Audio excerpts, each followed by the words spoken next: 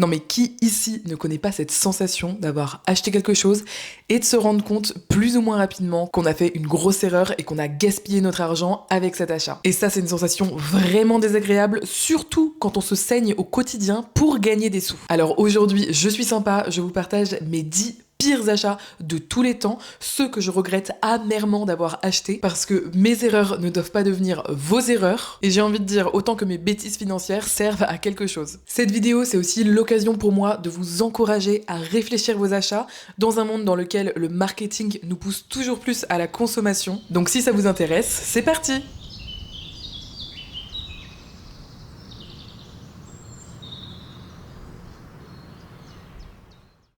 Vous êtes énormément de femmes à me suivre sur cette chaîne YouTube. Et honnêtement, je pense que ça, c'est vraiment un problème de femmes. Mais je serais très curieuse de savoir si c'est aussi un problème d'hommes. Mais le premier achat, qui comprend plein d'achats que j'ai pu faire dans ma vie et que j'ai toujours regretté, c'est les vêtements qui sont un tout petit peu trop petits, genre une taille trop petite, mais que j'achète quand même en me disant bientôt je pourrai le porter parce que je vais perdre un petit peu de poids, ce genre de choses. Alors on va pas se mentir, ce genre de mentalité, je pense, découle directement de la culture du régime qu'on a dans notre société, qui nous dit que notre corps n'est jamais assez mince, si ce n'est quand on est maigre, et je pense très honnêtement que ces pensées qui nous ont été mises dans la tête par la société ne sont vraiment pas saines. Alors faut savoir que moi j'achète énormément de vêtements d'occasion, et c'est vrai que dans les vêtements d'occasion d'autant plus, on a toujours une pièce qui est unique, et donc si elle nous plaît vraiment, qu'on l'essaye et qu'elle est un tout petit peu petite, on peut être tenté de l'acheter quand même. Je crois vraiment qu'il y a très très peu de femmes qui n'ont jamais fait cette expérience, et est-ce que franchement vous ne l'avez pas regretté? Parce que moi je l'ai très clairement regretté. Combien de fois, même encore en ce moment, hein, je dois vous avouer, j'ai encore des vêtements dans ma penderie qui sont un peu trop petits et que je garde en me disant ah peut-être qu'un jour je pourrais les porter, etc. Et je vais vous dire, au-delà du regret financier, je trouve que c'est vraiment une façon un petit peu de se descendre au quotidien qui est pas très agréable. Et surtout, je trouve que c'est une mentalité, une façon de penser qui nous pousse à penser qu'on n'est jamais assez, que la version de nous d'aujourd'hui n'a pas de place en fait. Alors que si la version de nous aujourd'hui, elle a tout à fait sa place dans notre vie et on doit lui laisser cette place en lui offrant par exemple des vêtements qui sont à sa taille. Et donc la première chose que j'ai regretté amèrement d'avoir acheté, ce sont des vêtements un tout petit peu trop petits dans l'espoir de maigrir.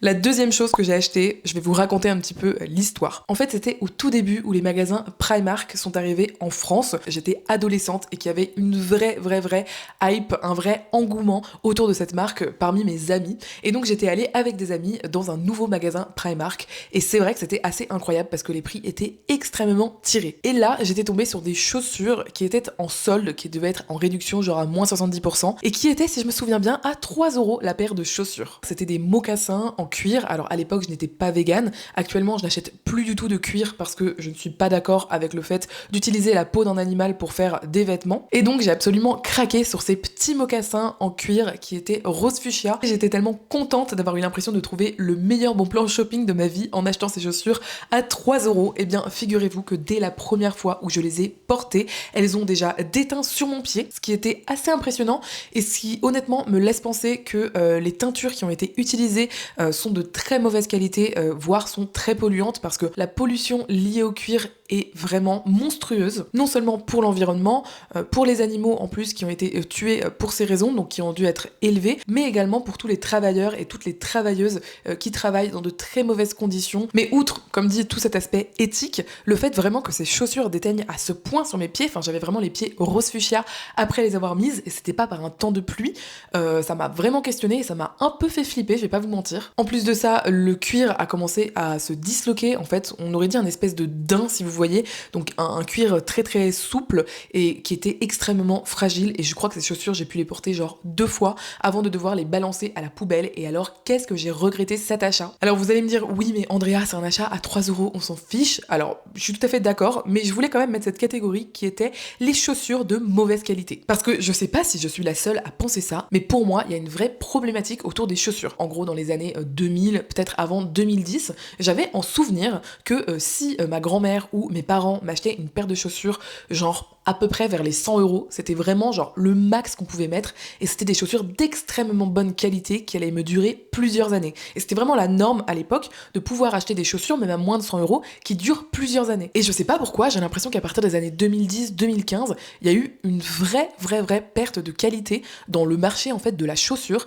Et j'ai l'impression que maintenant, acheter une paire de chaussures à 100 euros, c'est vraiment le minimum pour avoir des chaussures qui sont un tout petit peu potables. Et je trouve ça vraiment abusé parce que pour moi, 100 euros pour une paire de chaussures, c'est énorme en fait. Enfin, c'est vraiment un investissement. Donc c'est ok si on peut le mettre, mais au moins pour des chaussures qui vont vous durer plusieurs saisons, quoi. Pas juste une. Donc pour moi, cette deuxième catégorie qui comprend toutes les chaussures de très mauvaise qualité, je pense vraiment que c'est toujours un achat qu'on va regretter. Si vous avez des bons plans, n'hésitez pas à me les mettre en commentaire, mais honnêtement, j'ai jamais trouvé sur le marché du neuf, en tous les cas, des chaussures qui sont à très bas prix et que je ne regrette pas d'avoir acheté.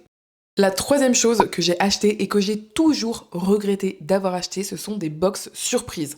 Alors là, vous allez me dire, Andrea, de quoi tu parles? On n'a plus acheté de box surprise depuis qu'on a 6 ans et qu'on prenait une box surprise à la boulangerie avec des bonbons et un jouet en plastique à l'intérieur. Et c'est justement pour ça que je voulais vous en parler spécifiquement parce que figurez-vous que vous n'êtes peut-être pas au courant, mais les box surprises sont extrêmement à la mode actuellement, notamment sur les réseaux sociaux. Si je vous dis Laboubou, est-ce que ça vous dit quelque chose? Alors pour les personnes qui ne connaissent pas, les Laboubou, qu'est-ce que c'est? Ce sont des espèces de petits jouets peluches qui sont extrêmement à la mode en ce moment sur les réseaux sociaux et auprès des jeunes et des moins jeunes d'ailleurs, et qui sont vendus sous format de box surprise. En gros, le principe des box surprises, ce sont des boîtes dans lesquelles vous ne savez pas ce qu'il y a à l'intérieur et que vous allez acheter dans l'espoir d'avoir un objet en particulier. Donc en gros, ce sont des collections d'objets. Vous voulez absolument l'objet de la couleur bleue, par exemple, le Laboubou bleu, et bien vous allez acheter la boîte mystère avec cette excitation de se dire mais qu'est-ce qu'il y a à l'intérieur? Est-ce que je vais gagner mon Laboubou bleu? Vous allez l'ouvrir et en fait ça va être le Laboubou rose et vous allez regretter amèrement de l'avoir acheté et vouloir très rapidement, juste après, racheter une nouvelle boîte dans l'espoir de tomber à nouveau sur la peluche que vous souhaitiez. Moi, je voulais vraiment vous parler de ce concept de box surprise qui, en fait, s'immiscent dans certains achats sans qu'on s'en rende vraiment compte et vont jouer, mais d'une façon très puissante sur notre psyché pour nous pousser à acheter cet objet, voire à l'acheter en plusieurs fois. Et le truc, c'est qu'on se rend pas compte, mais avec cette méthode de box surprise, il y a les mêmes processus psychologiques qui sont enclenchés que lorsqu'on joue aux jeux d'argent. On le sait très bien, les jeux d'argent sont addictifs. Il y a des personnes malheureusement qui s'endettent pour jouer, qui sont vraiment accros à ça. Et c'est d'ailleurs très encadré. Mais en plus de ça, il y a des services psychologiques qui sont offerts à tout moment de la journée et de la nuit qu'on peut appeler pour parler justement du fait qu'on se rend compte par exemple qu'on a une problématique avec les jeux d'argent. Sauf que dans le cas des box surprises, ça a été étudié que ça fait les mêmes effets psychologiques sur notre cerveau et pourtant, il n'y a aucun encadrement légal autour de ça. Et si le sujet des Laboubou ne vous parle pas du tout, peut-être que vous avez déjà vu sur vos marchés ou même dans votre ville un étal ou une boutique apparaître qui vous permet d'acheter des colis abandonnés. Oui, vous savez, les colis abandonnés, les ouvertures de colis abandonnés qui sont hyper virales sur les réseaux sociaux, qui nous poussent à avoir tellement envie de faire la même chose. Eh bien, figurez-vous que dans ces colis abandonnés, c'est systématiquement des choses dont vous n'aurez absolument pas besoin, que vous ne pourrez pas revendre derrière, et que donc vous allez forcément regretter d'avoir acheté.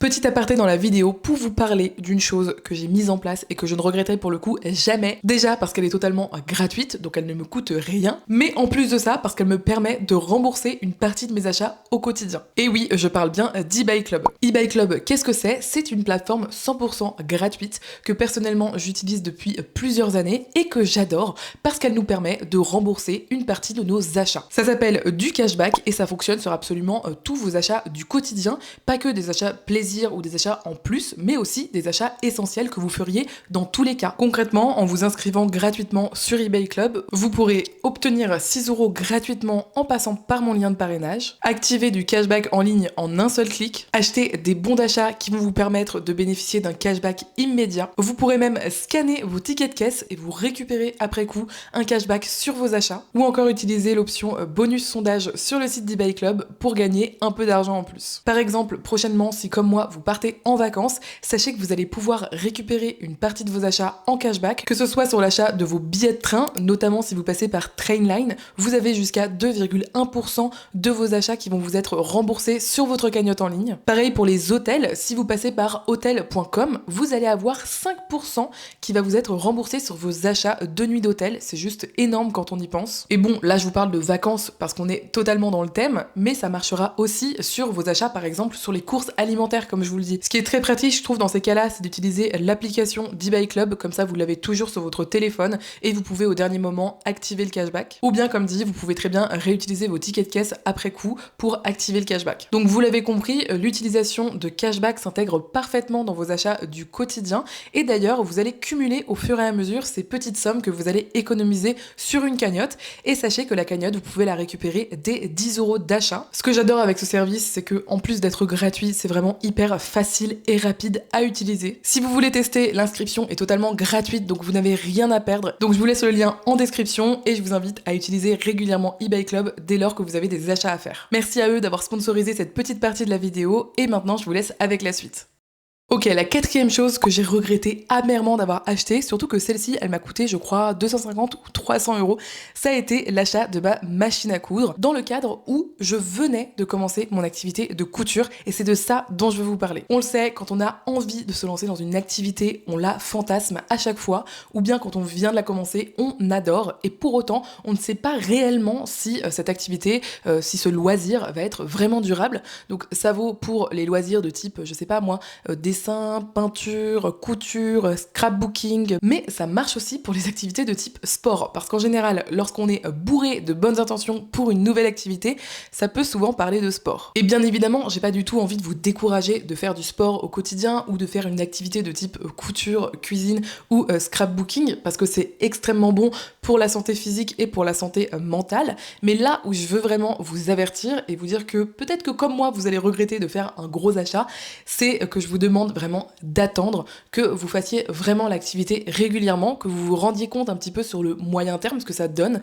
Est-ce que c'était juste une envie de passade ou est-ce que c'est quelque chose que vous avez vraiment envie de faire sur le long terme? Et dans ces cas-là, seulement à ce moment-là, quand vous êtes sûr que c'est quelque chose que vous aimez vraiment et que vous allez vraiment intégrer à votre routine au quotidien, là je vous invite, ok, à pourquoi pas investir dans des objets comme des pinceaux, comme des carnets, comme des tenues de sport, comme des ustensiles de sport ou encore comme une machine à coudre. Parce que si vous êtes comme moi et que vous avez un intérêt particulier qui se développe à un moment et que vous avez trop envie d'en faire plein, peut-être que vous allez investir à ce moment-là mais que vous allez le regretter ensuite, comme c'est totalement mon cas pour ma machine à coudre. Je pense que j'ai dû l'utiliser une dizaine ou une quinzaine de fois tout au plus. Donc ouais, pour moi il y a vraiment un red flag sur toutes les choses que vous auriez envie d'acheter pour une activité que vous n'avez ou pas encore commencé ou que vous venez de commencer. Le prochain regret que j'ai fait d'un point de vue achat, et alors là que la première personne qui n'a jamais fait ça me jette la première pierre, et c'est vraiment une influenceuse en partie cuisine qui vous le dit, ça va être les robots de cuisine qui sont mono-usage. Bon, je pense qu'on a tous et toutes déjà vu ça, il y en a très souvent d'ailleurs par exemple chez Lidl, mais ça va être ces petits robots culinaires qui sont à destination d'une seule fabrication. Par exemple, on peut penser à la fameuse machine à hot dog ou encore la machine à popcorn. En fait, c'est vraiment pas un bon achat de faire ça, puisque par exemple les popcorn, déjà c'est très rare d'en faire vraiment souvent, mais en plus de ça, vous pouvez très bien faire des popcorn le jour où vous en avez envie, simplement avec une casserole ou une poêle et un couvercle. En gros, vous avez besoin que de ça. Il y a aussi les fameuses machines à croque-monsieur, alors qu'encore une fois, on peut très bien cuire un croque-monsieur dans une poêle.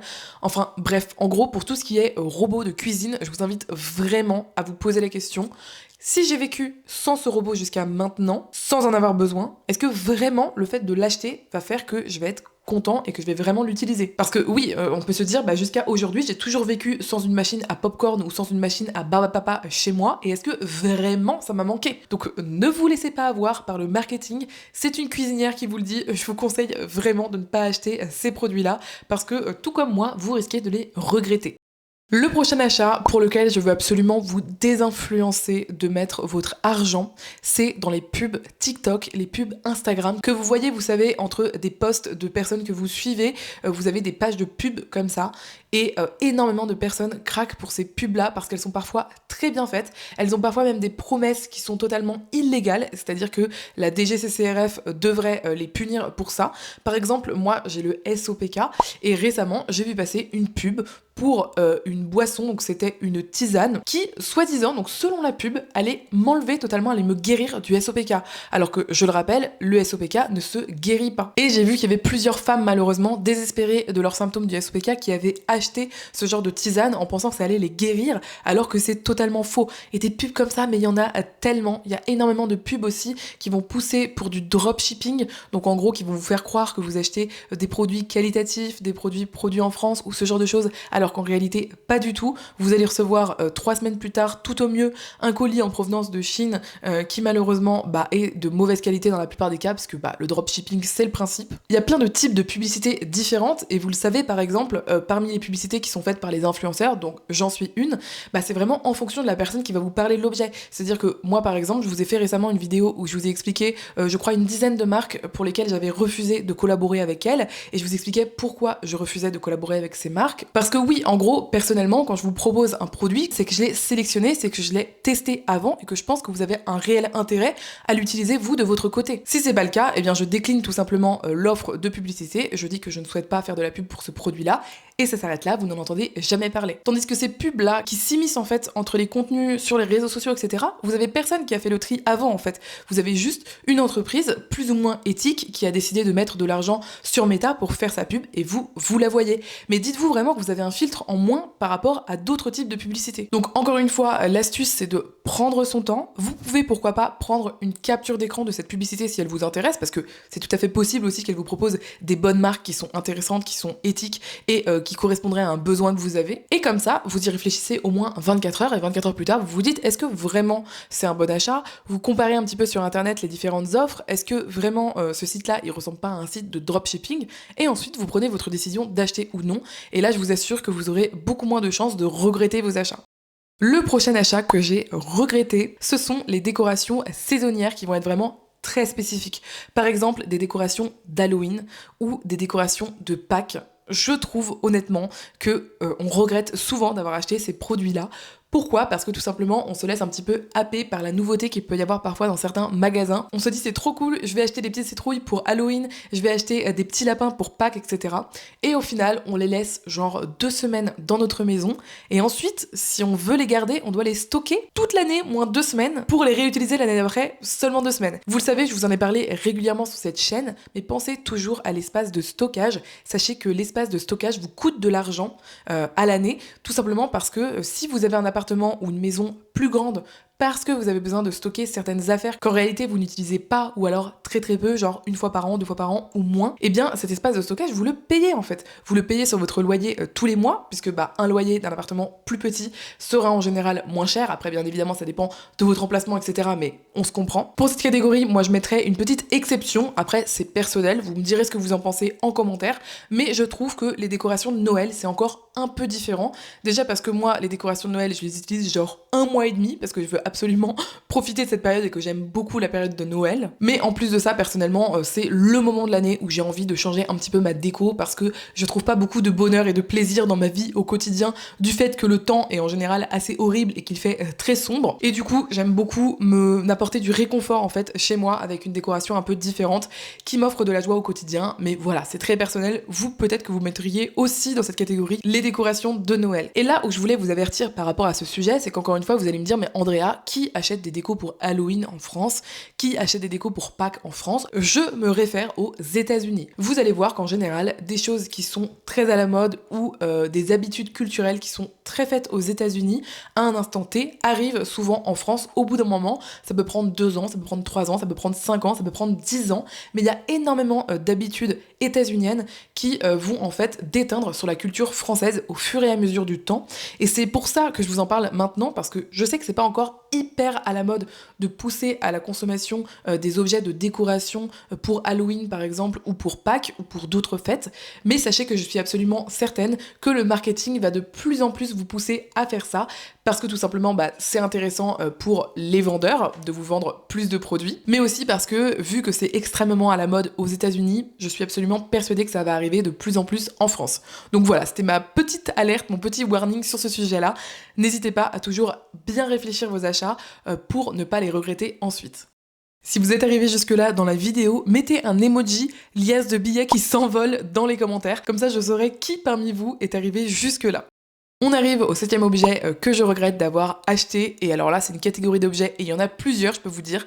Si je vous dis cuillère, couteau à couper les avocats, vous savez cette espèce de cuillère ronde là avec des stries au milieu qui vous permettrait soi-disant d'enlever en fait la chair d'un avocat et de la couper en morceaux directement. Si je vous dis petit appareil qui permet de couper les fraises en tranches. Si je vous dis couteau spécifique à pâte à tartiner. Bon, vous voyez là où je veux en venir. En gros, les gadgets de cuisine. Encore une fois, les objets de cuisine qui ne sont pas des robots culinaires, qui sont des petits objets qui coûtent souvent pas grand-chose, mais qui vont être pensés pour une utilisation spécifique. Alors qu'encore une fois, si vous prenez du recul sur le marketing, que vous réfléchissez à tout ça, vous vous dites, bon, franchement, est-ce que j'ai été vraiment gênée par le passé de couper un avocat avec un couteau et de récupérer la chair avec une cuillère? Personnellement, non. Et du coup, j'ai pas du tout besoin d'un objet qui remplacerait ce couteau et cette cuillère. Pareil pour la pâte à tartiner, est-ce que utiliser un couteau à bourron, c'est pas juste déjà suffisant? Et pour couper une fraise ou tout autre fruit, légume en tranches, est-ce que finalement je pouvais pas utiliser tout simplement un couteau? Il y a aussi, vous savez, le couteau à 5 lames là pour couper soi-disant les herbes fraîches plus rapidement. Mais quel enfer ce truc! Déjà, ça peut rouiller entre les lames si vous n'arrivez pas bien à le sécher, ce qui est pas évident, clairement, lorsque vous le lavez. En plus de ça, il y a toujours des petites herbes qui restent entre les lames. Et enfin, vous pouvez très bien continuer à couper votre paquet d'herbes avec un ciseau si vous fonctionnez comme ça, ou comme moi, avec un couteau. C'est hyper rapide, franchement, ça prend pas beaucoup de temps. Et le couteau, vous allez pouvoir l'utiliser pour mille et une utilisations, tout comme un ciseau de cuisine, vous allez pouvoir l'utiliser extrêmement souvent, tandis que le ciseau spécifique pour les herbes, vous pourrez l'utiliser que pour les herbes. Et honnêtement, c'est vraiment dommage de faire ce genre d'achat. En tous les cas, je sais pas vous, mais moi j'ai toujours regretté ce genre d'achat. Il y a quelques années, pour mon anniversaire, j'avais demandé à mon frère de m'offrir un coussin spécifique pour le voyage. C'était un coussin dans lequel on pouvait mettre sa main comme ça et ensuite utiliser sa main spécifiquement pour dormir. Honnêtement, j'ai gardé cet objet, je pense, plus de 10 ans pour l'avoir utilisé genre 3 fois tout au tout. Et honnêtement, je trouve que les coussins de voyage, c'est vraiment un achat que l'on peut avoir tendance à regretter. Pourquoi? Parce que tout simplement, on va l'acheter au moment où on en a le plus besoin. Donc en général, encore une fois, c'est très très bien fait pour nous pousser à la consommation. On nous les propose dans les gares, dans les aéroports, etc. Et on se dit, oh là là, j'ai un long trajet qui m'attend, j'aurais vraiment besoin d'un coussin pour la nuque. Alors qu'en réalité, si on l'achète, franchement, après, faut le stocker, faut se le trimballer à chaque fois pendant les voyages, c'est pas très pratique. On l'oublie une fois sur deux, et en plus de ça, on l'utilise finalement très rarement. Enfin, je sais pas vous, mais moi, ça m'arrive quand même assez rarement sur une année de prendre vraiment les transports pendant très longtemps. En plus de ça, encore une fois, dites-vous comment j'ai fonctionné jusqu'à maintenant, et est-ce que vraiment ça a été dérangeant? Combien on est à tout simplement utiliser une écharpe, une veste, un pull, ou même une petite couverture qu'on nous donne dans l'avion pour tout simplement se servir de coussin, et ça fonctionne très bien sur le coup et on n'a pas besoin d'acheter un objet spécifique. Donc ouais, pour moi les coussins de voyage, c'est vraiment un achat que j'ai regretté d'avoir fait, ou en l'occurrence de m'être fait offrir.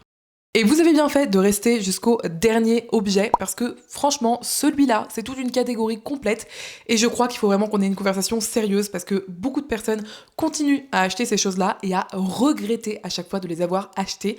J'ai nommé toute la catégorie de vêtements, de chaussures ou de sacs qui sont inconfortables, qu'on achète parce qu'ils sont beaux, on se dit ah franchement ils sont trop canons, je suis trop belle à l'intérieur, mais qu'au final à chaque fois qu'on les porte, on regrette de les porter et on passe un mauvais moment. Qui n'a jamais eu un pantalon qu'elle trouve hyper beau, qui nous fait un super beau derrière par exemple, ou qui marque super bien notre taille, mais dès qu'on s'assoit, il faut qu'on ouvre tous les boutons ou toute la braguette, parce que c'est juste, ça nous coupe le ventre en fait, c'est juste insupportable.